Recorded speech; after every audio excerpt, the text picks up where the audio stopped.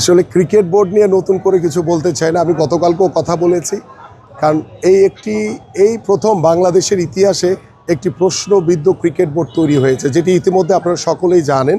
সেই ক্রিকেট বোর্ডে আমাদের যে সাবেক যে অনভিজ্ঞ ক্রীড়া উপদেষ্টা, তিনি তার স্বেচ্ছাচারিতার মাধ্যমে এই ক্রিকেট বোর্ড তৈরি করে ক্রিকেট বোর্ডকে কলঙ্কিত করেছেন এবং আমার ক্রিকেটকে ক্ষতিগ্রস্ত করেছেন। এবং এইটার পিছনে যারাই জড়িত থাকুক না কেন, ভবিষ্যতে নির্বাচনের পরে আল্লাহ যদি আমাদেরকে কবুল করে, এগুলোর সুষ্ঠু তদন্তর মাধ্যমে আমরা তাদেরকে আইনের আওতায় এনে তাদেরকে অবশ্যই তাদের বিরুদ্ধে ব্যবস্থা নিতে হবে। কারণ কারো ব্যক্তিগত স্বার্থের জন্য আমার ক্রিকেট ক্ষতিগ্রস্ত হতে পারে না, আমার দেশ ক্ষতিগ্রস্ত হতে পারে না।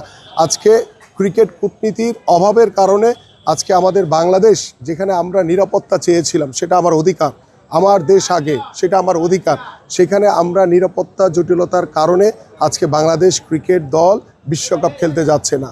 সো এটা আমরা যদি আরও সুদূর প্রসারী চিন্তা করতাম যে আমাদের ক্রিকেট বোর্ডের সাথে আইসিসি কিংবা ভারতীয় ক্রিকেট বোর্ডের সাথে একটি কূটনৈতিক পরিবেশের মাধ্যমে আমরা কিন্তু এই সমস্যাটি সমাধান করতে পারতাম।